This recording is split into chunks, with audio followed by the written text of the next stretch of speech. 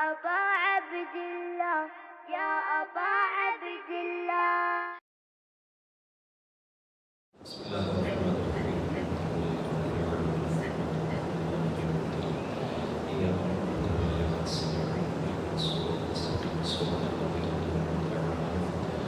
غير المغضوب عليهم ولا الضالين. درود پر دیجئے محمد.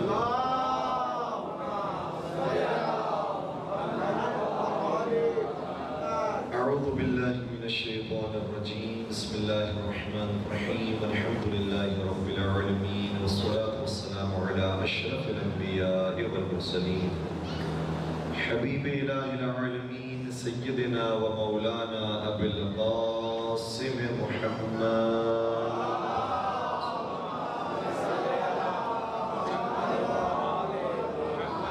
وعلى أهل بيته الطيبين الطاهرين المعصومين المظلومين الذين أذهب الله عنهم الرجس وطهرهم تطهيرا.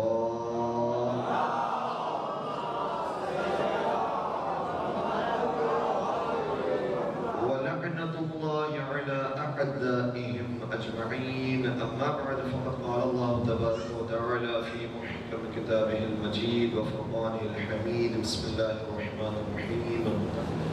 يا أيها الذين آمنوا ادخلوا في السلم كافة ولا تتبعوا خطوات الشيطان إنه لكم عدو مبين. درود پر دیجئے محمد.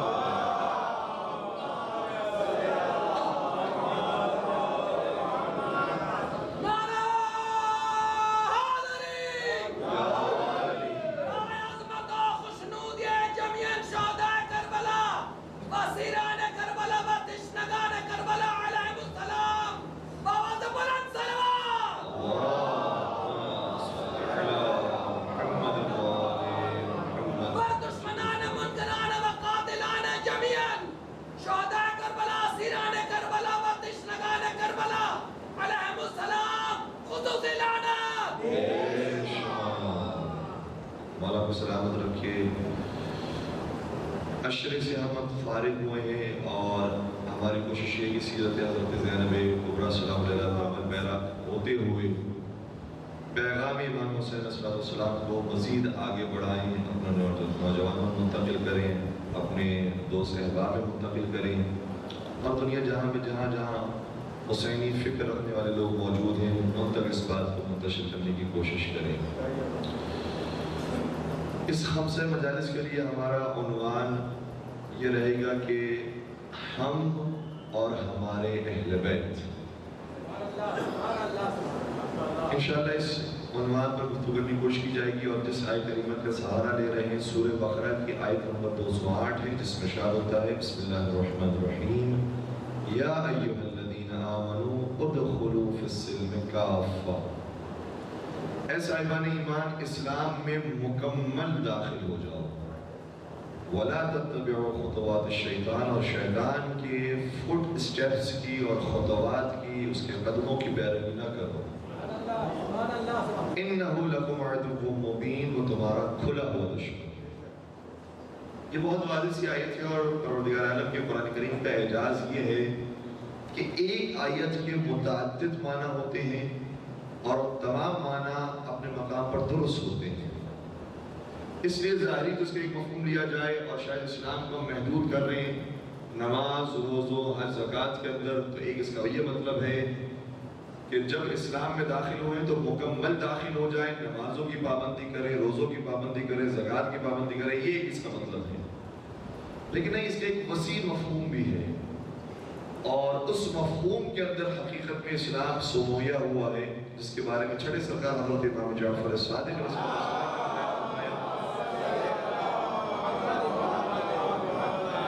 ارشاد فرماتے ہیں کہ یہاں پر اسلام سے مراد کیا ہے؟ اتدری، کیا تم جانتے ہو جس اسلام میں مکمل داخل ہونے کا حکم دیا جا رہا ہے اس سے مراد کیا ہے؟ تو راوی نے کہا کہ نہیں فرزند رسول آپ بیان فرمائیے، آپ زیادہ بہتر جانتے ہیں. تو امام صادق نے بیان فرمایا ولایت علی مرتضیٰ کی ولایت کو اسلام ہے. والائمہ الاوصیاء من بعدہ، اور ان کے بعد جتنے امام آ رہے ہیں اور جتنے اوصیاء آ رہے ہیں ان کی امامت کو ماننا، ان کی ولایت میں داخل ہونا، یہ اسلام ہے۔ وَلَا تَتَّبِعُوا خُطُوَاتِ الشَّيْطَانِ، اور شیطان کے قدموں کی پیروی نہ کرو، فرمایا ولایت فلان و فلان، ان کی ولایت میں داخل ہو جانا گویا شیطان کی ولایت میں داخل ہو جانا ہے، لہٰذا ان کی ولایت میں داخل نہ ہو، ان کے پیچھے نہ جاؤ۔ إِنَّهُ لَكُمْ عَدُوٌّ مُّبِينٌ، اور تمہارا کھلا ہوا دشمن ہے۔ برائے عظمت و خوشنود یہ شہزادی فاطمہ بنت اسد سلام اللہ علیہا حضرت ابو طالب علیہ السلام، اولاد حضرت ابو طالب علیہ السلام، بابا سے بلند صلوات اللہم صل علی محمد وآل محمد وعجل فرجہم۔ جو آخری جملہ ہے انہو لکم عدو مبین، شیطان تمہارا کھلا ہوا دشمن ہے، تو یہاں میں لفظ استعمال ہوا شیطان کے لیے عدو مبین، تمہارا کھلا ہوا دشمن ہے۔ اور بہت سارے مقامات پر شیطان کے لیے کہا گیا کہ وہ کھلا ہوا دشمن ہے، وہ واضح دشمن ہے، مبین کا مطلب ہے آشکار، واضح، ظاہر دشمن ہے۔ ایک ہمارے شیعہ عالم دین تھے کہ جو اسماعیلیوں کے درمیان گفتگو کر رہی تھی، اور بہت انہوں نے مولا متقیان کے فضائل کا بیان کیا۔ شیعہ تھے اور بین الاسماعیلی بھی آپ سب جانتے ہیں کہ 6 اماموں تک ہمارے ساتھ ہیں۔ پھر 7ویں امام سے وہ ہمارے امام کو تسلیم نہیں کرتے، جناب اسماعیل کو، پھر ان کے بعد محمد بن اسماعیل کو، اور سلسلہ چل رہا ہے، اور آج تک ان کے امام بظاہر ان کو دکھائی دے رہے ہیں اور زندہ ہیں، وہ چاہے وہ 55 نمبر کے 55ویں امام ہوں یا اس سے زیادہ کے امام ہوں یا اس سے کم کے امام ہوں، لیکن ان کے اماموں کی تعداد اب تو بڑھتے جا رہی ہے اور وہ چل رہی ہے۔ جبکہ ان کی کتابوں کے اندر بھی یہ روایت موجود ہے کہ نبی نے فرمایا تھا کہ 12 امیر ہوں گے، 12 خلیفہ ہوں گے، لیکن وہ بڑھتے بڑھتے اب 55 تک پہنچ چکے ہیں۔ تو بہرحال ان کے جتنے بھی امام اور ان کے بھی بہت سے فرقے ہیں، اسماعیلی بھی ایک فرقہ نہیں ہے، اسماعیلیوں کے اندر بھی مختلف فرقے پائے جاتے ہیں۔ جب وہ لیکچر دے رہے تھے اور انہوں نے امام علی علیہ السلام کے فضائل پر اس آیت کو کوٹ کیا، وَكُلَّ شَيْءٍ أَحْصَيْنَاهُ فِي إِمَامٍ مُّبِينٍ، خدا نے ہر چیز کو محصور کر دیا ہے امام مبین میں، اور امام مبین سے مراد حضرت علی ابن ابی طالب صلی اللہ علیہ وسلم ہے۔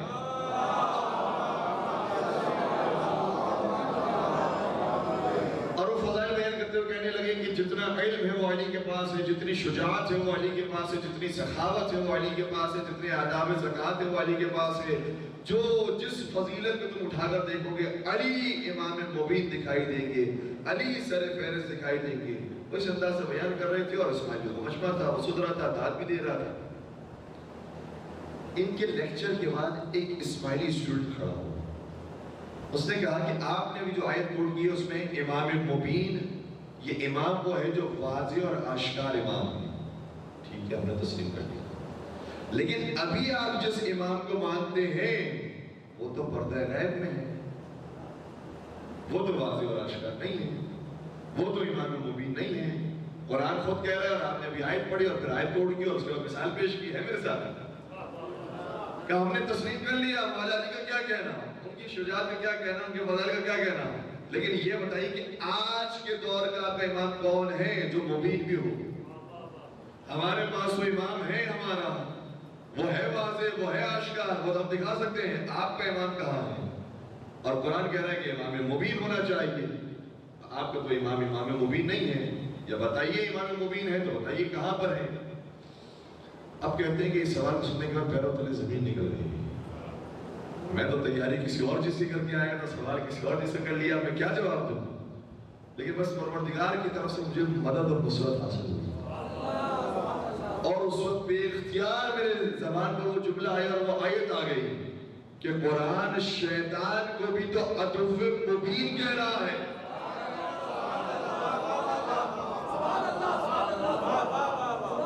اگر تمہارے دماغ میں مبین کا مطلب یہی ہے کہ جو آنکھوں سے دکھائی دے وہ مبین ہوتا ہے، تو پھر شیطان سے کتنی بار ملاقات ہوئی ہے، شیطان کو کتنی بار دیکھ لیا۔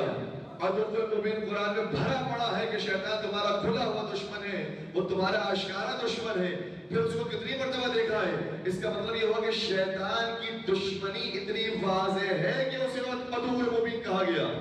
اس پر اتنا عقیدہ واضح ہے کہ وہ تمہارا اتنا کھلا وہ دشمن ہے کہ اس کو عدو مبین کہا گیا.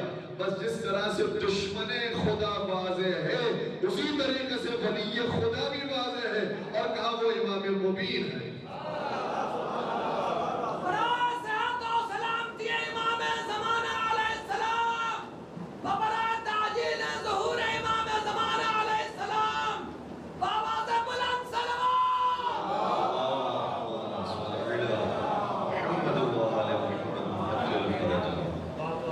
کہا کہ شیطان بھی تو عدو مبین رہنے کے باوجود نظر نہیں آتا.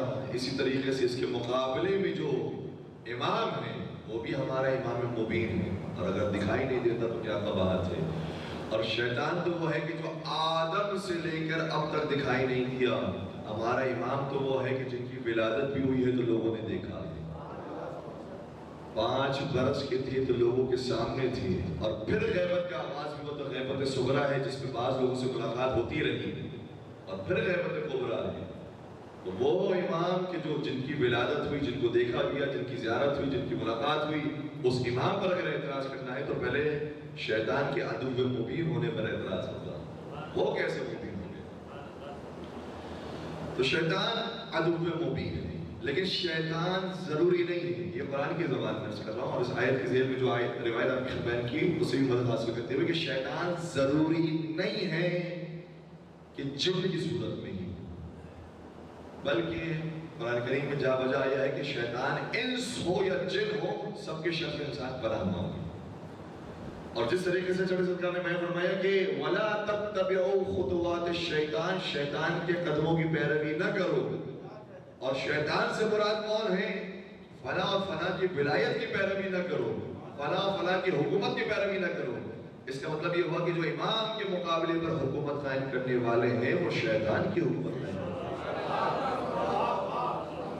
اور یہ بھی پتہ چل گیا کہ شیطان کے پیر بھی ہوتے ہیں, شیطان کے قدم بھی ہوتے ہیں. کہا گیا کہ ان کے قدموں کی پیروی نہ کرو, ان کے پیر ہوتے ہیں. علماء تفسیر نے بیان کیا ہے کہ کیوں کہا گیا کہ شیطان کے قدموں کی پیروی نہ کرو. دیکھیے یہی بات مختصر بھی بیان کی جا سکتی تھی, بزرگان یہاں پر موجود ہیں مجھ سے زیادہ بہتر جانتے ہیں. یہ بھی کہا جا سکتا تھا لا تتبعوا الشیطان, شیطان کی پیروی نہ کرو. لیکن کہا کہ لا تتبعوا خطوات الشیطان, شیطان کے قدموں کی پیروی نہ کرو. تو علماء تفسیر نے بیان کیا ہے کہ جب شیطان ورگلاتا ہے انسان کو تو ایسا نہیں ہوتا کہ مومن کو کافر بنا دے, ایسا نہیں ہوتا کہ مومن کو اٹھا کر مشرک بنا دے, ایسا نہیں ہوتا کہ ولی خدا کو اٹھا کر دشمن خدا بنا دے. کہ وہ تو فٹ اسٹیپس کی پیروی کرنے کا حکم دیتا ہے. اس کا مطلب یہ ہوتا ہے کہ مومن اپنے آپ کو مومن سمجھ رہا ہوتا ہے اور شیطان اسے اپنے راستے پر چلا رہا ہوتا ہے. شیطان یہ اس انداز سے آتا ہے کہ تم فلاں کام بھی کر لو گے تو کیا فرق پڑے گا, بڑے بڑے ایسے لوگ موجود ہیں جو مومن بھی اور وہ کام بھی کر رہے ہیں, تم بھی کر لو گے تو کیا فرق پڑے گا.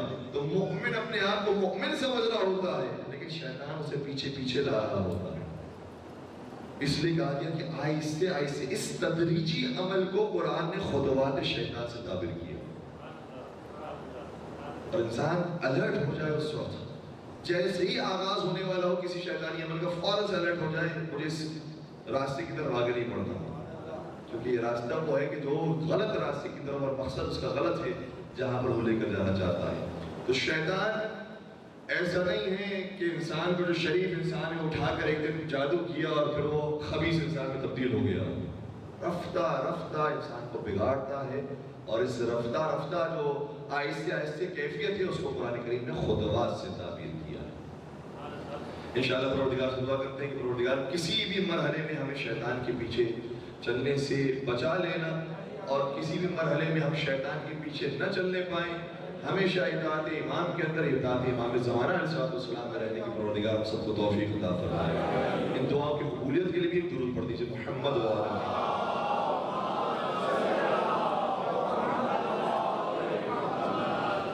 اب ان آیات کے ذریعے ہم اس موضوع پر گفتگو کرنے کی کوشش کریں گے کہ ہمارے اہل بیت کیا ہیں اور ہمیں ان کے نقش قدم پر کیسے آگے بڑھنا ہے. شیطان کن کن راستوں سے آ سکتا ہے بہکانے کے لیے. ایک اس میں سے ایک راستہ یہ ہے کہ کبھی کبھار بندے مومن دیندار ہوتا ہے، پرہیزگار ہوتا ہے، متقی ہوتا ہے، تو اس کے اندر پروردگار یہ چاہتا ہے کہ خضوع و خشوع پیدا ہو، لیکن شیطان اس کے اندر غرور اور تکبر پیدا کرتا ہوتا بہت نیک انسان ہے، بہت متقی انسان ہے، شریعت کا پابند ہوتا ہے، لیکن پروردگار چاہتا ہے کہ اس کے اندر خضوع و خشوع قائم ہو، بجائے اس کے کہ خضوع و خشوع قائم ہو، اس کے اندر احساس سیکیورٹی پیدا ہو جاتا ہے، برتری کا احساس پیدا ہو جاتا ہے۔ اور یہ بہت سو کے ساتھ ہوا ہے۔ البتہ قرآن کریم میں جو مثالیں بیان کی گئی ہیں، بعض تو انبیاء کی مثالیں بیان کی گئی ہیں، لیکن ان کے اندر جو سیکیورٹی کا معیار ہے وہ اور ہے، ہمارے اندر اور ہے۔ ہمارے اندر جب تک یہ تکبر ظاہر نہ ہو جائے اور کسی کو بری نگاہ سے، نچلی نگاہ سے اور اس کو کمتر سمجھتے ہوئے نہ دیکھیں، اس وقت تک گناہ حساب نہیں ہوتا۔ لیکن انبیاء وہ ہیں کہ اگر احساس بھی پیدا ہو جائے تب بھی پروردگار ان کے مراتب کو ترک اولا میں شمار کرتا ہے، ان کے اس عمل کو ترک اولا میں شمار کرتا ہے۔ اس لیے جناب موسیٰ کلیم اللہ کی مثال ہمارے سامنے ہے کہ پروردگار سے گفتگو کیا کرتے تھے، اولو العزم نبی تھے، اتنے بڑے نبی تھے، صاحب شریعت نبی تھے، اتنی بڑی قوم نصیب ہوئی، بنی اسرائیل کی قوم نصیب ہوئی، لیکن جہاں پر یہ تصور قائم ہو گیا کہ مجھ سے افضل اور کوئی نہیں، مجھ سے بڑا عالم اور کوئی نہیں، تو فوراً سے جناب خضر کو بھیج دیا کہ جناب عیسیٰ کو جناب موسیٰ کو بتایا جائے کہ تمہارا علم بہت ہے، لیکن اگر ہم چاہیں تو تمہارے سامنے ایک اور عالم کو بھی پیش کر سکتے ہیں۔ اور قرآن کی آیت یہ ہے وَفَوْقَ كُلِّ ذِي عِلْمٍ عَلِيمٍ، ہم نے ہر عالم کے اوپر ایک اور عالم رکھا۔ اور اگر ہم قرآن مجید کو علماء کو تلاش کرنا شروع کریں تو ایک عالم وہ ہے کہ جسے عاصم بن برخیہ بھی کہا گیا، جس کے پاس کتاب کا تھوڑا سا علم موجود ہے۔ یہ تو قرآن کی آیت ہے نا کہ اس کے پاس کتاب کا تھوڑا سا علم موجود ہے، تو وہ کیا کر سکتا ہے؟ وہ جنات سے افضل بن سکتا ہے۔ وہ عفریت تھا، قال عفریت من الجن انا آتیک بہ قبل ان تقوم من مقامک، اے سلیمان میں اس تخت کو لا سکتا ہوں قبل اس کے کہ آپ اپنے مقام سے کھڑے ہو۔ یہ جن کی طاقت ہے، یہ جن کی پاور ہے کہ اس تخت کو اتنے فاصلے سے لا سکتا ہے قبل اس کے کہ جناب سلیمان کھڑے ہو۔ لیکن ایک اور انسان ایسا ہے جو جن سے افضل ہے۔ اس انسان کے اندر خاصیت کیا ہے؟ وَقَالَ الَّذِي عِنْدَهُ عِلْمٌ مِّنَ الْكِتَابِ، جس کے پاس کتاب کا کچھ علم موجود تھا، پھر وہ کھڑا ہوا اور کہنے لگا اَنَا آتِيكَ بِهِ قَبْلَ أَن يَرْتَدَّ إِلَيْكَ طَرْفُكَ، قبل اس کے کہ آپ کی پلکیں جھپکے میں حاضر کر سکتا ہوں۔ میرا علم اتنا زیادہ ہے، میرا مقام اتنا زیادہ ہے کہ میں اس کو حاضر کر سکتا ہوں۔ اور ہوا بھی یہی، جو کہا تھا اپنے دعوے میں سچا نکلا۔ ابھی لمحے نہیں گزرے تھے کہ تخت بلقیس حاضر ہو گیا۔ جب یہ تخت بلقیس حاضر ہو گیا تو لوگوں نے دیکھا اپنے آنکھوں سے کہ طی الارض ہوا ہے، اتنے بڑے فاصلے سے اتنا جلدی یہ تخت حاضر ہو گیا ہے۔ سوال ایک یہ پیدا ہوا کہ جو کام جناب عاصم بن برخیہ کر سکتے تھے کیا جناب سلیمان نہیں کر سکتے؟ ہے یہ سوال کہ جو کام عاصم بن برخیہ نے کر کے دکھا دیا وہ جناب سلیمان نہیں کر سکتے؟ بعین نہیں یہی سوال یحییٰ ابن اقسم نے اپنے زمانے کا جو ایک سید زادہ تھا، امام زادہ تھا، جناب موسیٰ مبرقہ سے کیا۔ جناب موسیٰ مبرقہ کون؟ کہ جن کا مزار قم میں بھی موجود ہے۔ قم میں حضرت بی بی معصومہ قم کا مقام سب سے بلند، حضرت کے لیے ان کی عظمت پر ایک اور درود پڑھ دیجئے محمد۔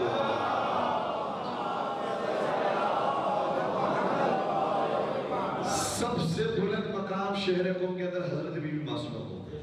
اس کے بعد علماء میں فرماتے ہیں کہ سب سے بلند مقام جناب موسیٰ مبرقہ کا ہے۔ یہ بھی امام زادے ہیں، یہ بھی سید زادے ہیں، لیکن بی بی کو چونکہ معصومہ کا لقب ملا ہے، وہ صاحب عصمت ہیں، اس لیے ان کا مقام بہت بلند ہے۔ لیکن جناب موسیٰ مبرقہ وہ نبی سرکار حضرت امام محمد تقی علیہ السلام کے فرزند ہیں۔ ان کا مقام بھی بہت بلند ہے اور لوگ جاتے ہیں، ان کی زیارت کرتے ہیں، اور آج بہترین زیارت گاہ ان کی بنی ہوئی ہے محلہ آذر کے اندر چہل اختران پر۔ تو موسیٰ مبرقہ سے سوال کیا، یحییٰ ابن اقسم قاضی القضاة کس سے سوال کر رہا ہے؟ نوے امام کے بیٹے سے۔ جب نوے امام کے مقابلے پر آیا تھا تو سمجھ رہا تھا یہ بچے ہیں۔ اب سمجھ میں آیا وہ ان کے بچوں سے بھی تمہیں سوال کرنا پڑے گا اگر کچھ علم حاصل کرنا ہے۔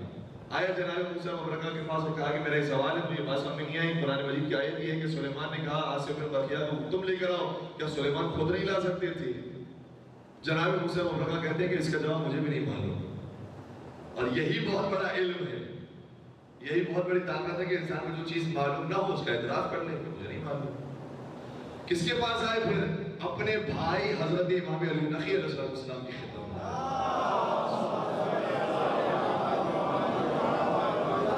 میرے ساتھ بات پہنچ رہی ہے. امام علی نقی خدمت میں آئے اور کہا کہ یحییٰ ابن اخصم نے مجھ سے سوال کیا ہے، مجھے اس کا جواب نہیں معلوم، آپ جواب دیجئے. کہا کہ تمہیں معلوم ہے، تم بھی دے سکتے ہو. کہا کہ نہیں، آپ بیان فرمائیے، آپ کیا جواب دیتے ہیں. کہ حقیقت یہ ہے کہ جناب سلیمان کا علم آصف بن برقیہ سے زیادہ تھا، وہ زیادہ بڑے عالم تھے.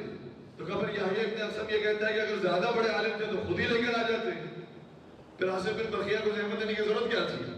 کیا اس لیے توجہ رکھیے گا، ایک نقطے کی طرف لے جانا چاہ رہا ہوں، کیا اس لیے آصف بن برقیہ کو زحمت دی اور پورے دربار میں سوال رکھا کہ تم میں سے کون ہے کہ جو تخت بلقیس کو حاضر کرے، تاکہ لوگوں کو معلوم ہو جائے میرے بعد جو سب سے بڑا عالم ہے وہ آصف بن برقیہ ہے،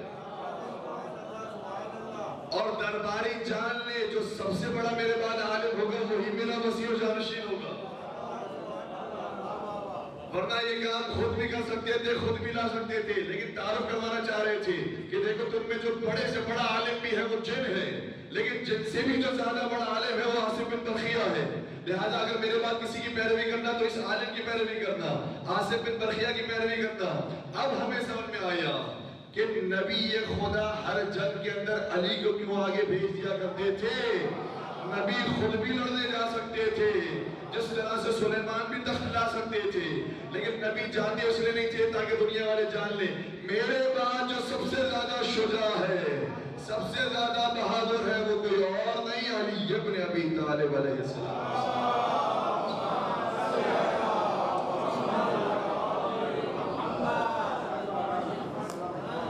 جس طرح سے جناب سلیمان نے خود تخت نہیں منگوایا، اسی طریقے سے نبی خدا بھی، حبیب خدا بھی خود جنگ پر نہیں جایا کرتے تھے تاکہ لوگوں کو پتہ چل جائے میرے بعد جو سب سے زیادہ شجاع ہے. ورنہ خود میرے مولانا کا نہج البلاغہ میں جملہ یہ ہے کہ جب سخت جنگ ہوتی تھی تو ہم نبی اکرم پر نگاہ کرتے تھے اور اسے ہمیں حوصلے ملا کرتے تھے. حیدر کرار کو جس سے حوصلہ ملے اسے نبی اکرم کہا جاتا ہے، لیکن نبی اکرم خود نہیں جاتے تھے تاکہ پتہ چلے یہ میرے پاس سب سے زیادہ شجاع اور بہادر ہے. تو ہر عالم کے اوپر ایک عالم پروردگار عالم نے رکھا ہے. اس جن کے اوپر آصف بن برقیہ، آصف بن برقیہ کے اوپر سلیمان، اور سلیمان کے اوپر کون؟ خود قرآن کہہ رہا ہے وَيَقُولُ الَّذِينَ كَفَرُوا لَسْتَ مُرْسَلًا. اے رسول، یہ کافر آپ کو رسول نہیں مانتے، یہ کافر آپ کو رسول نہیں مانتے. قُلْ، انہیں کہہ کَفَى بِاللَّهِ شَهِيدًا بَيْنِي وَبَيْنَكُمْ وَمَنْ عِنْدَهُ عِلْمُ الْكِتَابِ، کہ آپ کی رسالت کی گواہی کے لیے کہ اللہ کافی ہے، ان کی کوئی ضرورت نہیں ہے، ان کی کوئی احتیاج نہیں ہے. یہ رسول مانے نہ مانے ان کی کوئی ضرورت نہیں ہے. اللہ آپ کو رسول بنا رہا ہے اور اللہ آپ کی رسالت کی گواہی دے رہا ہے. تو ایک اللہ کی رسالت، ایک اللہ کی گواہی کافی ہے آپ کی رسالت کے لیے. وَمَنْ عِنْدَهُ عِلْمُ الْكِتَابِ، اور اس کی گواہی کافی ہے کہ جس کے پاس پوری کتاب کا علم موجود ہے. اور کون ہے کہ جس کے پاس پوری کتاب کا علم موجود ہے؟ علی مرتضیٰ نے ممبر پر آ کر بیان فرمایا میں وہ ہوں کہ جس کے پاس پوری کتاب کا علم موجود ہے. اس لیے کسی نے اپنی زندگی میں دعویٰ نہیں کیا جو حضرت علی مرتضیٰ نے کیا سلونی قبل ان تفقدونی، مجھ سے سوال کرو قبل سے کہ تم مجھے کھو بیٹھو. یہاں تک آ گئے. اب قرآن کی آیت ختم نہیں ہوئی. قرآن کہہ رہے ہر عالم کے اوپر ایک عالم ہے. تو یہ سوال پیدا ہوگا مولا علی کے اوپر عالم کون ہے؟ مولا علی سلونی کے دعوے دار ہیں، صاحب نہج البلاغہ ہیں، صحیح انہیں تورات حفظ ہے، انجیل حفظ ہے، زبور حفظ ہے، بلکہ وہ محافظ اور مفسر آسمانی کتاب ہیں. لیکن اب ان سے بڑھ کر بھی کوئی عالم ہے یا نہیں ہے؟ سوال یہ ہے کہ ان سے بڑھ کر بھی عالم ہے یا نہیں ہے؟ کیونکہ قرآن تو کہہ رہا ہے وَفَوْقَ كُلِّ ذِي عِلْمٍ عَلِيمٍ، ہر عالم سے اوپر ایک عالم رکھا ہے۔ تو ہاں حدیث رسول دیکھیے، اور حدیث رسول میں فیصلہ ہو جاتا ہے کہ نبی اکرم نے شاہ فرمایا انا مدینۃ العلم وعلی بابها، شہر علم میں ہوں، علی اس کے دروازے ہیں۔ محمد وآل محمد سلام۔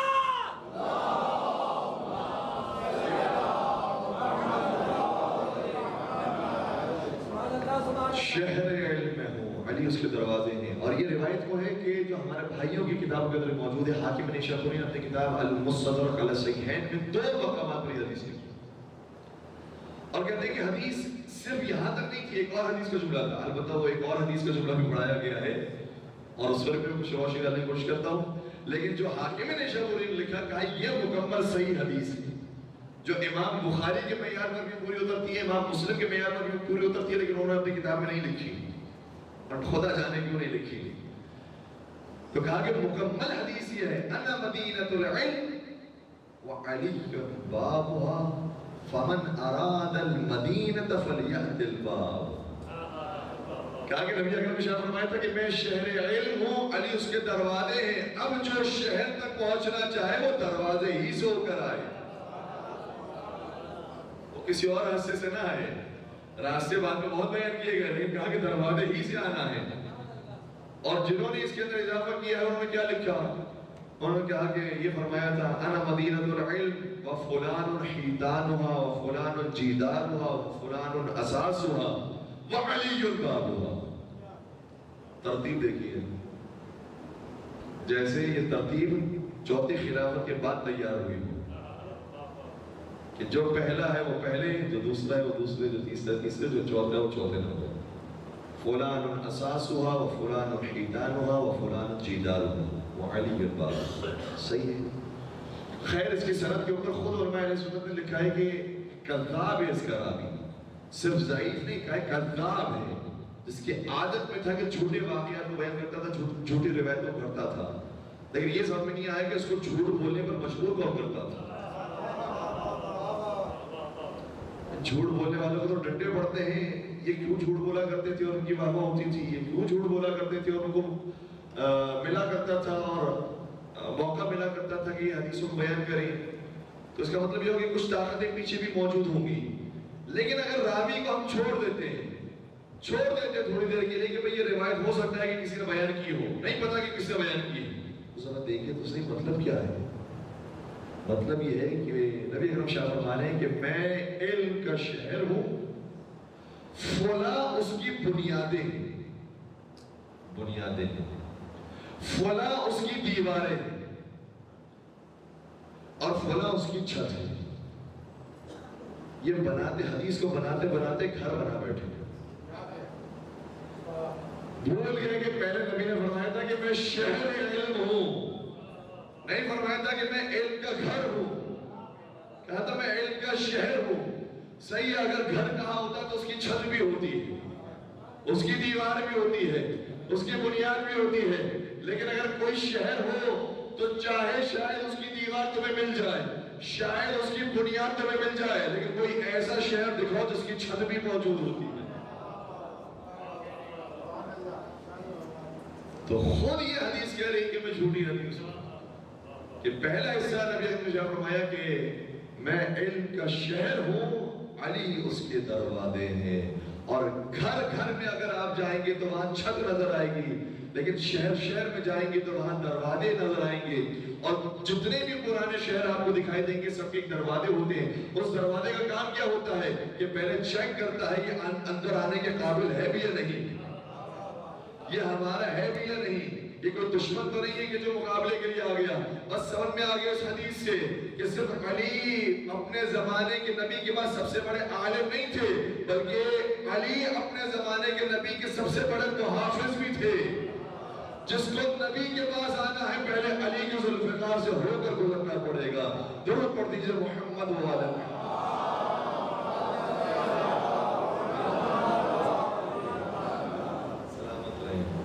تو یہاں پر فوق کل ذی علم علیم، ہر عالم سے اوپر ایک عالم ہے۔ اب یہ آیت تو اپنے مقام پر باقی ہے. اب نبی سے بڑھ کر کون عالم ہے؟ نبی سے بڑا کون عالم ہے؟ تو ہاں، نبی سے بڑا بھی ایک عالم ہے جسے ذات وحدہ لا شریک کہا جاتا ہے، اور اس کی خدمت کا نہیں توجہ رکھیے گا. اتنا بڑا عالم کہاں سے بات شروع کی تھی ہم نے؟ جن سے. اور وہ جن بھی اس مقام پر ہے جس مقام پر بہت سے علماء نے. اس جن سے بڑا آصف بن برخیہ، آصف بن برخیہ سے بڑے جناب سلیمان، جناب سلیمان سے بڑے مولا علی، مولا علی سے بڑے نبی اکرم، اور نبی اکرم سے بڑے پروردگار. اور پروردگار کے سامنے جب اتنا بڑا عالم جسے نبی اکرم کہا جاتا ہے، شہر علم کہا جاتا ہے، جب وہ بھی اپنے رب کے سامنے آتا ہے تو قرآن کی آیت ہے، کوئی روایت نہیں. حکم دیا قل رب زدنی علما. اے رسول، آپ بھی پروردگار کی خدمت میں آئے تو یہ دعا کریں کہ پروردگار میرے علم میں اضافہ فرما.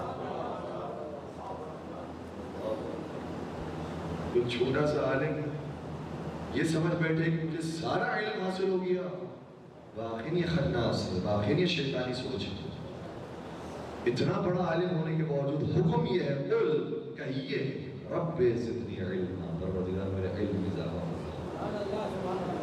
اس لیے اپنی حیثیت کے اندر رہنا بہت ضروری ہے. پہلا مرحلہ یہ ہے آج جو ہم بیان کرنا چاہ رہے ہیں کہ جو جتنا دیندار ہو جائے، جتنا متقی پرہیزگار ہو جائے، اپنی حیثیت کے اندر رہنا ضروری ہے. ایک مرتبہ نبی اکرم حضرت محمد مصطفیٰ صلی اللہ علیہ وسلم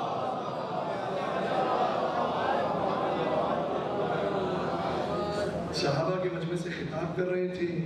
اتنے میں علی مرزا تشریف لائے. طریقہ یہ ہوتا تھا پیغمبر اکرم کی مجلسوں کا، اور یہ ہمارے یہاں پر ایک ماشاءاللہ صلی اللہ علیہ وسلم موجود ہے کہ جس کو جہاں جگہ ملتی ہے وہ آ کے بیٹھ جاتا ہے. پھلان کے آگے آ کر بیٹھنے کی کوئی ضرورت نہیں ہے. جس کو جہاں جگہ ملے وہاں جا کے بیٹھ جانا چاہیے، کسی کو تکلیف نہ ہو. تو حضرت علی مرزا جب تشریف لائے تو کسی وجہ سے تاخیر ہو گئی. صحابہ قریب قریب موجود تھے، حضرت علی مرزا دور جا کے بیٹھ گئے.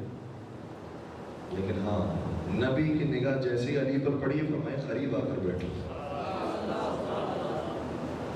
علی کے لیے آداب اور ہیں، یوسف کے لیے آداب اور ہیں، اور یہ خود بھی آداب مجلس میں سے ہے کہ صحیح ہے یہاں پر مومنین آ رہے ہیں، سب قابل احترام ہیں، لیکن اگر کوئی مرجع آ جائے، کوئی بہت بڑا عالم آ جائے تو ہم بھی کہیں گے کہ آپ آئیے، بلکہ آپ اس مسجد پر بیٹھیے. تو یہ آداب مجلس ہونے چاہیے. پھر اس لیے نبی اکرم نے حضرت علی مرزا کو کہا کہ آپ قریب آ کر بیٹھیں. حضرت علی بہت ادب کے ساتھ آ کر نبی کے پہلو میں بیٹھ گئے. تو پھر نبی اکرم نے فرمایا اے میرے دوستوں، اے میرے یاروں، تمہیں معلوم ہے کہ علی کے فضائل کس قدر زیادہ ہیں. یقیناً ہم سب بیان کرتے رہتے ہیں اور سنتے رہتے ہیں، لیکن اس موقع پر جو جملہ بیان کیا ہے، اگر وہ آدھی روایت کوئی شاید سن کر چلے جائے تو وہ غلو کا فتویٰ ضرور لگائے گا کہ انہوں نے تو کچھ زیادہ ہی بڑھا دیا حضرت علی مرزا. لیکن میں نہیں بیان کر رہا، نبی اکرم بیان کر رہے ہیں. جتنا بیان کیا اسی روایت پر کر. کیا تم جانتے ہو علی مرزا کے فضائل کیا ہیں؟ صحابہ نے عرض کیا کہ آپ بیان کیجیے. کہ علی مرتضیٰ کو کچھ ایسی فضیلتیں حاصل ہوئی ہیں جو مجھے بھی حاصل نہیں. اور ان جملوں کو بیان کرنے سے پہلے میں ایک چھوٹا سا مقدمہ بیان کرنا چاہتا ہوں کہ دیکھیے، دنیا کے اندر پروردگار نے ایک قانون رکھا ہے، ایک نظام رکھا ہے، ایک سسٹم رکھا ہے. اس سسٹم کی وجہ سے ہو سکتا ہے کہ کسی کو کوئی خاص مقام حاصل ہو جائے اور کوئی اس مقام سے محروم رہ جائے. مثال کے طور پر حضرت عیسیٰ علیہ السلام وہ واحد نبی ہے کہ جن کی ولادت بغیر باپ کی ہوئی. تو کوئی یہ کہہ سکتا ہے کہ بھئی کیا کہنا ان کے کہ ان کا معزہ وہ کلمت اللہ ہے، وہ اس مقام پر ہیں کہ بغیر باپ کے ان کی ولادت ہو گئی. اس مقام پر کوئی بھی نبی نہیں. لیکن نہیں، وہ ایک خاص موقع تھا، اس لیے پروردگار عالم نے انہیں خاص معزہ نصیب فرمایا، بغیر باپ کی ولادت ہو گئی. اسی طریقے سے بعض ایسے ہیں کہ جن کی حکومت جنات پر بھی تھی، جناب سلیمان. تو کیا کوئی کہہ سکتا ہے کہ نبی اکرم کی حکومت چھوٹی تھی، صرف مدینہ کے اندر، مکے کے اندر محدود تھی؟ یہ تو ان کی حکومت جنات کے اوپر بھی، پرندوں کو بھی حکم دے رہے ہیں، اور جنات کو حکم دے رہے ہیں، اور ملائکہ کو حکم دے رہے ہیں. ان کی حکومت زیادہ بڑی ہے نبی اکرم سے. نہیں، کوئی خاص موقع تھا، ایک خاص موقع کے لحاظ سے. تو دنیا کے اندر کچھ نظام موجود ہے، اس لیے اس نظام کی وجہ سے بعض کو کچھ بظاہر بڑے منصب مل جاتے ہیں اور بعض کو ویسے منصب نہیں ملتے. لیکن پروردگار کے یہاں جو مقام ہے وہ دنیا کو دیکھ کر نہیں بنتا. ہو سکتا ہے کہ جس نے کسی نے 2500 سال کی زندگی گزاری ہو جیسے جناب نوح علیہ السلام نے گزاری, اور کسی نے صرف 70 سال کی زندگی گزاری ہو, تو کیا یہ کہا جا سکتا ہے کہ جس کو زیادہ زندگی ملی ہے وہ زیادہ پروردگار کے قریب ہے اور زیادہ پروردگار کا محبوب ہے, اور جس کو چھوٹی زندگی ملی وہ پروردگار کا اتنا محبوب نہیں ہے؟ نہیں, یہ زندگی ہے, یہ دنیا ہے, اونچ نیچ ہو جاتی ہے. اور اسی اونچ نیچ سے ہمیں اور آپ کو بھی سبق ملتا ہے کہ کبھی کبھار کوئی پیسے والا ہوتا ہے, دولت مند ہوتا ہے, تو انسان اپنے دل کے اندر کدورت محسوس نہ کرے کہ ہم اتنا تقویٰ رکھتے ہیں, ہم اتنے دیندار ہیں, ہم اتنے متقی ہیں, پھر بھی وہ اتنا مالدار ہے, پھر بھی وہ اتنا دولت مند ہے. تو پروردگار نے دنیا کے اندر یہ ماحول بنایا ہے کہ کسی کو بہت نواز دیا, کسی کو زیادہ نعمتیں دی ہیں اور کسی کو نعمتیں کم دی ہیں. یہ دنیا کا سسٹم. اب اس حدیث پر آتے ہیں کہ نبی محمد اے علی تجھے کچھ ایسی فضیلتیں حاصل ہیں جو مجھے بھی حاصل ہیں. جیسے ہی یہ جملے کہے, اب دیکھیے گا ادب کیا ہے. ہم جیسا کوئی نالائق ہو تو کہے گا کہ کیا کہنے, میں آپ سے بھی افضل ہو گیا, میں آپ سے بھی بڑا ہو گیا. لیکن میرے مولا نے جملہ شاہ فرمایا, توجہ رکھیے, فرمایا هل يكون للعبد على السيد فضل. کیا کبھی ایسا بھی ہو سکتا ہے کہ ایک غلام کو اس کے آقا پر فضیلت مل جائے؟ اللہ اکبر, کیا ادب ہے. میں تو غلام ہوں آپ کا, کیا ایسا بھی ہو سکتا ہے کہ کبھی غلام کو آقا کے اوپر فضیلت مل جائے؟ تو نبی نے ارشاد فرمایا ہاں کچھ چیزیں ایسی ہیں جو دنیا کے سسٹم کی وجہ سے تجھے نصیب ہوئی ہیں اور مجھے نصیب نہیں ہوئی. کون سی چیزیں ہیں؟ کہ جیسی زوجہ تجھے نصیب ہوئی ہے ویسی زوجہ مجھے بھی نصیب ہوئی. پھر آگے میں فرمایا جیسا سسر تجھے ملا ہے ویسا مجھے بھی نہیں ملا. بہت سو کے راز فاش کرتی ہے, جیسا سسر تجھے ملا ہے ویسا مجھے بھی نہیں ملا. اور پھر آگے میں فرمایا جیسے بیٹے تجھے ملے ہیں ویسے بیٹے مجھے بھی نہیں ملے. حسن حسین کی صورت میں کیا بیٹے نصیب ہوئے ہیں, وہ بیٹے کہ جو آئے مباہلہ کا مصداق بنتے ہیں تو نبی کے بیٹے کہلاتے ہیں, ہے علی کے بیٹے. اور یہ بھی حدیث کا جملہ ہے کہ ان اللہ جعل ذریۃ کل نبی فی صلبہ وجعل ذریتی فی صلب علی بن ابی طالب. پروردگار نے ہر نبی کی اولاد کو اسی کے صلب میں قرار دیا ہے, لیکن میری اولاد کو علی بن ابی طالب کے صلب میں قرار دیا. تجھے جیسے بیٹے ملے ہیں ویسے مجھے بھی بیٹے نہیں ملے ہیں. اور پھر چوتھی اور آخری فضل بیان کی, اور صرف تو واحد وہ ہستی ہے کہ جس کا عقد پروردگار نے آسمان پر پڑھا ہے اور میرا بھی نہیں پڑھا. یہ ادب تھا میرے مولا کا کہ جس کی وجہ سے میرے مولا کا نام ویسا ہے کہ جیسے جہاں جہاں نبی اکرم کا نام ہے وہاں علی مرتضیٰ کا نام ہے. اور یہی تو پھر اس حدیث کا مصداق ہمیں نظر آتا ہے کہ من کنت مولا فہذا علی مولا, جس کا میں مولا ہوں اس کے علی مولا ہے.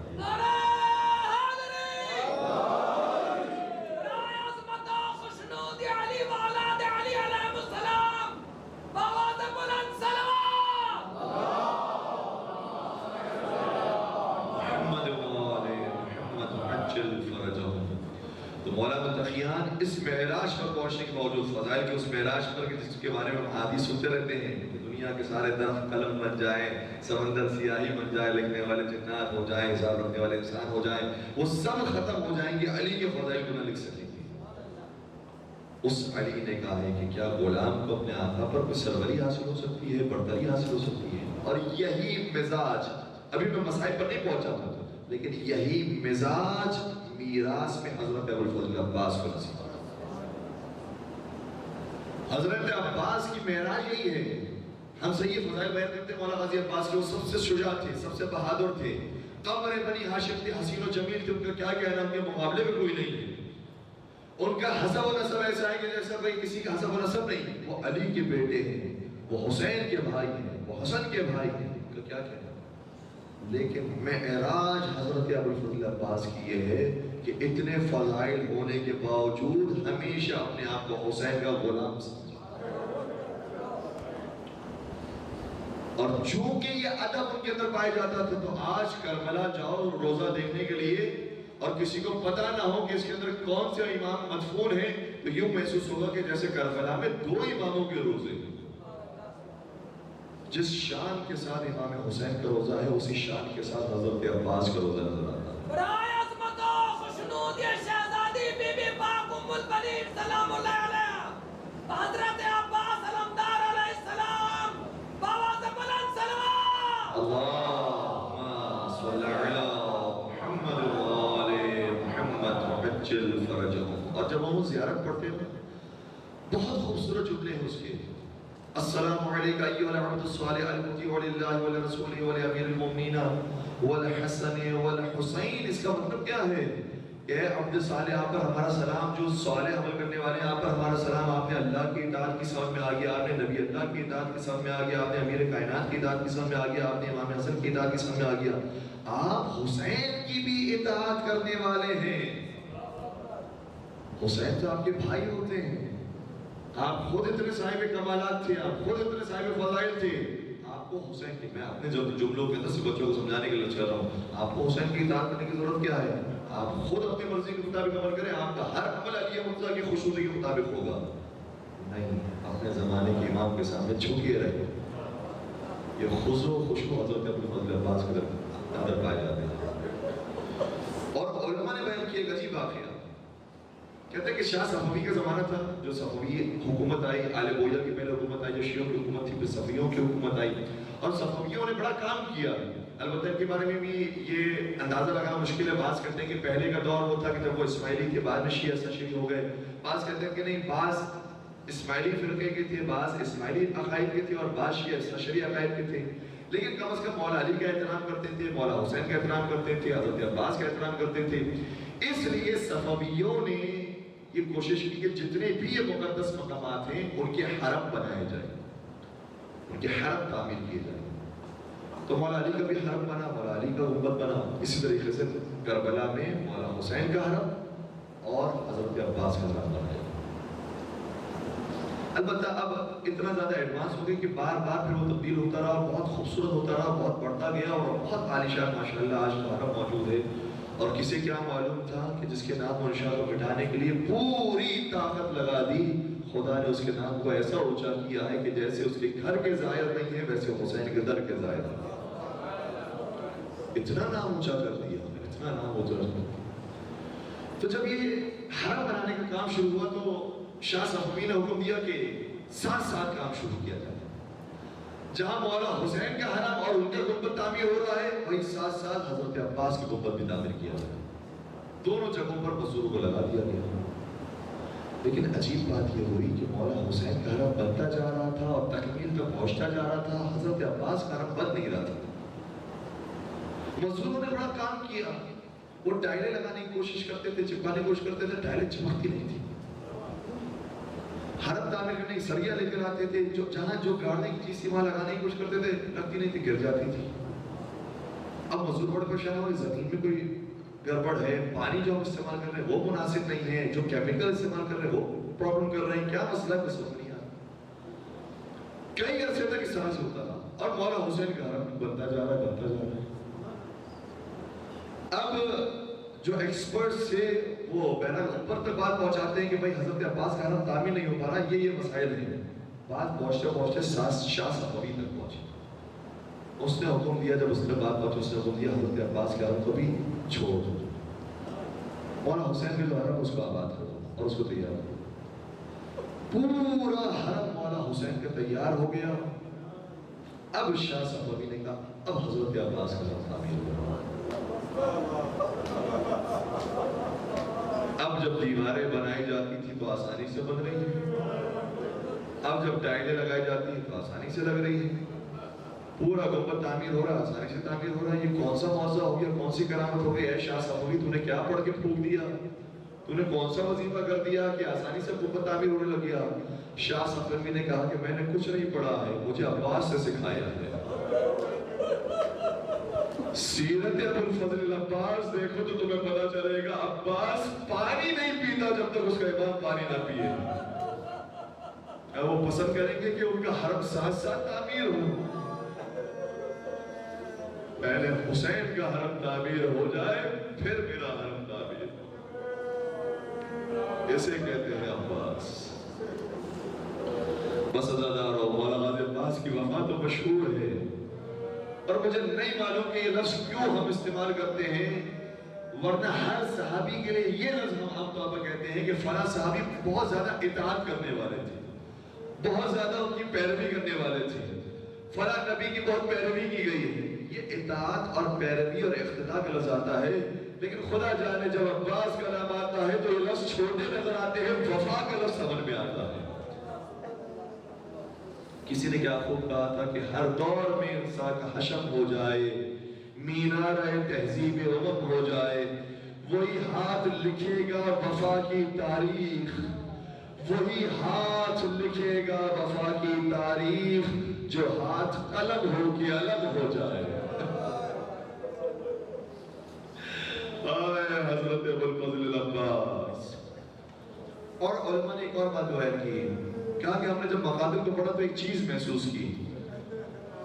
کیا تم نے یہ بات محسوس کی جب حضرت علی اکبر کے مصائب پڑھتے ہیں ان کی پیاس کا ذکر ہوتا ہے، وہ دوبارہ لوٹے تھے، پیاس کا مطالبہ کیا تھا، پھر جب شہادت کا وقت آیا تو انہوں نے اپنے بابا سے فرمایا تھا بابا جان اب میری پیاس کے بارے میں فکر نہ کیجئے، ہاذا جدی رسول اللہ قد سقانی.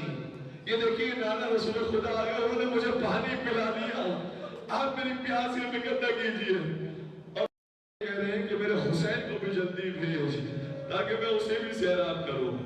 علماء کہتے ہیں آپ نے محسوس کیا حضرت علی اکبر کے مصائب میں جملہ ملے گا، ان کے مقاتل کے جملوں کے اندر ایک جملہ مل جائے گا.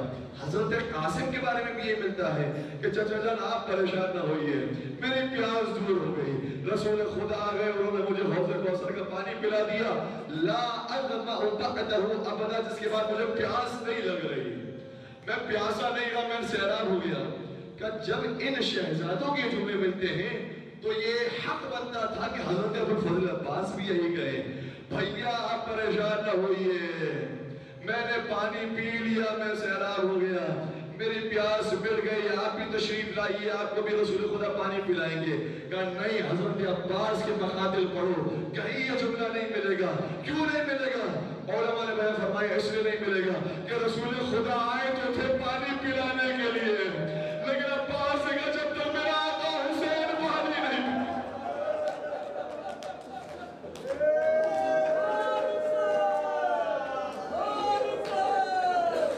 جب تک میں حوض کوثر سے سیراب نہیں ہوں گا، جب تک میرے مولا حوض کوثر سے سیراب نہ ہو جائے. ہائے حضرت ابوالفضل عباس کی وفا، کیا ادب پایا ہے، کیا اخلاق پایا ہے، کیا تواضع اور خشوع پایا ہے. بس ازاداروں میں ابھی انہی ایام کے اندر آخری شاید کل ہی کی بات ہے، مجلس پڑھ کے باہر نکلا، جس گاڑی میں بیٹھا تھا اس کے ڈرائیور بہت رو رہا تھا. میں نے کہا کہ تم رو رہے ہو؟ کہا کہ میں رو رہا ہوں. میں نے کہا کس بات پر رو رہے ہو؟ کہا کہ میری ایک بھتیجی ہے جس کی عمر 4 سال کی ہے، میری تو ابھی شادی نہیں ہوئی ہے، میرے بھائی کی وہ بیٹی ہے، مجھے اس سے بڑا لگاؤ ہے، مجھے وہ بڑی پسند ہے، میں اس کو کندھے کو اٹھا کے پھرتا ہوں، جلوس میں جاتا ہوں، مجھے بڑی پسند ہے، اور اگر اسے کوئی چوٹ لگ جائے تو میری جان نکل جاتی ہے. وہ میری بھتیجی کو میری بیٹی کی طرح ہے، میں بڑا پیار کرتا ہوں اس سے. مولانا جب آپ نے سکینہ کے مصائب پڑھے نا تو مجھے حضرت عباس یاد آیا.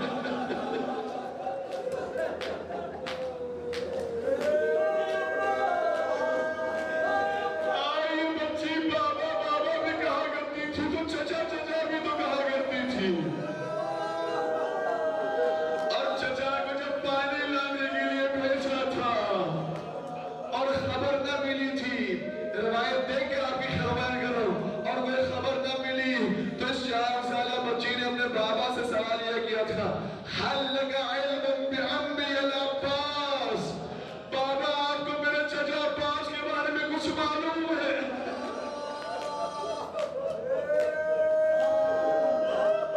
حضرت عباس کے لیے سکینہ کو یہ تکلیف دینا کہ وہ پیاسی رہ جائے بڑا سخت ہے. اسی طریقے سے سکینہ کے لیے برداشت کرنا کہ اب چچا زندہ نہ رہے بڑا سخت ہے. علماء یہ بھی بیان فرماتے ہیں کہ جب روزے عباس پر جایا کرے تو مولا غازی عباس کو واسطے دیا کرے، شہزادی زینب کا واسطہ دینا چاہے چاہے دے دیا کرے، شہزادی ام کلثوم کا واسطہ دے دیا کرے، مولا حسین کا واسطہ دے دیا کرے، لیکن ایک نام غازی عباس کے روزے بنا لیا کرے۔ وہ نام سنتے ہیں تو مولا عباس روتے ہیں۔ وہ کون سا نام ہے؟ کہ سکینہ کا نام روزے عباس بنا لیا کرو۔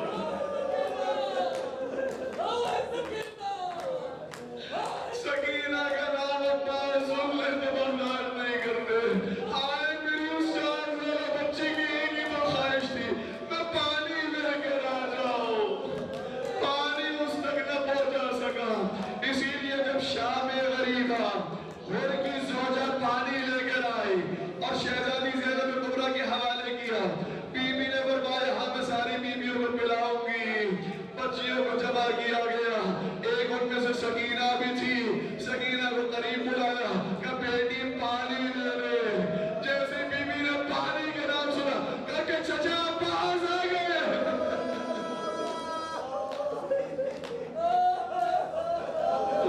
کہ میرے چچا عباس آ گئے۔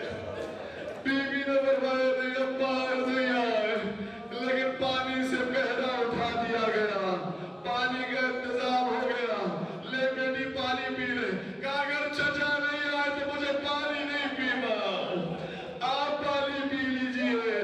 بی بی کہتی تھی نہیں تو چھوٹی ہے تو پہلے پانی پی لے، پھر میں پانی کو تقسیم کروں گی، لیکن وہ بی بی مانتی نہیں تھی، کہتی تھی آپ پانی پی لے۔ اللہ نے خاندان رسالت کی ادب و آداب، کہتے تھے بڑے پانی پی لے، بڑے کہتے تھے چھوٹے پانی پی لے، لیکن ایک مرتبہ بی بی نے کہا اے سکینہ تو بہت چھوٹی ہے، پہلے چھوٹے پیتے ہیں پھر بڑے پی لیتے ہیں۔ بس جیسے بی بی نے چھوٹے کا لفظ سنا، پانی کو چھینا، مختل کی طرف چلی۔ بی بی نے سوال کیا کہاں جا رہی ہو سکینہ؟ کہا امی نے تو کہا ہے جو چھوٹے ہوتے ہیں وہ پہلے پانی پیتے، میرا چھوٹا اصغر بہت پیاسا تھا، پہلے اسے پانی پلاؤں گی۔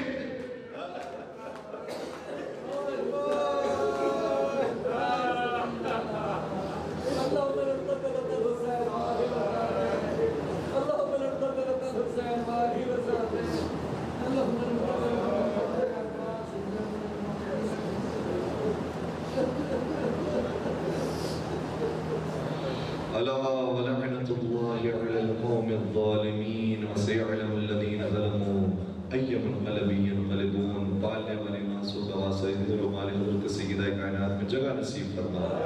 ان آنسوں کے صدقے میں ہمیں شام کی مزارات کی، کربلا کی مزارات کی زیارتیں نصیب فرما۔ پالنے والے ناسوں کو مرہم زخم حضرت سکینہ سلام اللہ قرار دے۔